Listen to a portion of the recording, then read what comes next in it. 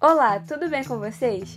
Eu e as minhas colegas Júlia, Giovana e Yasmin iremos falar um pouco sobre o Parque do Xingu, que é um dos lugares mais importantes para a preservação da cultura e dos direitos dos povos indígenas aqui no Brasil. Começando pela história, que é fascinante e merece ser ouvida por todos nós. Por isso, hoje, você é o nosso convidado a conhecer o Parque Indígena do Xingu. A região do Xingu sempre foi amplamente povoada por indígenas. Porém, até os anos 30, era praticamente desconhecida do homem branco. O Estado Novo do governo Getúlio Vargas tinha como diretriz a chamada Marcha para o Oeste, justamente para o reconhecimento e exploração dessas áreas.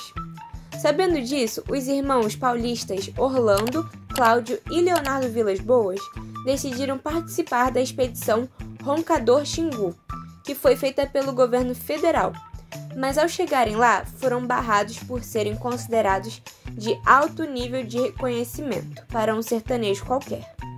Eles então voltaram tempos depois com a barba por fazer, mal vestidos e fingindo de analfabetos, e logo foram aceitos. Já na década de 40, os irmãos vão chefiar a expedição e entrar em contato com diferentes tribos da região. E assim nasce a ideia de transformar a região em um lugar para a preservação da natureza intocada e da cultura dos povos que ali viviam. O parque vai ser concretizado em 1961 pelo presidente Jânio Quadros. A partir da luta dos irmãos Vilas Boas, do projeto do antropólogo e então funcionário de Serviço de Proteção ao Indígena Darcy Ribeiro, do sertanista Marechal Rondon e tantas outras pessoas importantes que participaram desse processo.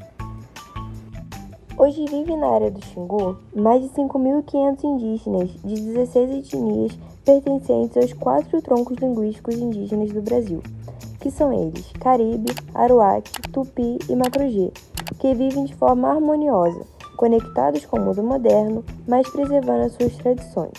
Segundo a Unesco, essa área é um dos maiores mosaicos linguísticos do país, que merecem total atenção do governo brasileiro.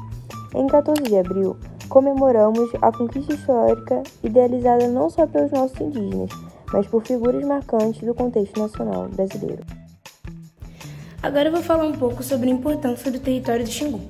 O território do Xingu é uma forte referência da diversidade socioambiental da Amazônia brasileira, pois se constitui em um dos mais extensos conjuntos de áreas protegidas interligadas do mundo, que abriga uma altíssima diversidade socioambiental, abrangendo 2 biomas, Amazônia e Cerrado, com centenas de paisagens florestais e abrigando diversos povos com culturas e línguas diferentes.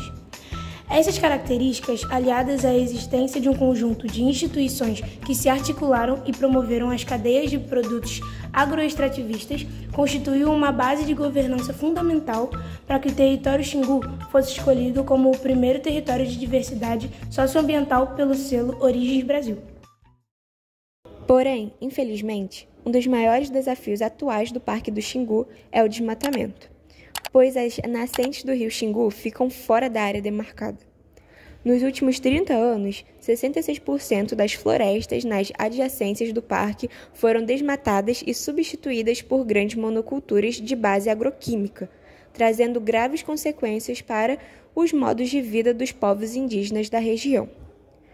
O Xingu é um arauto ao respeito e à diversidade do Brasil, que não poderia estar em outro lugar a não ser o coração do país.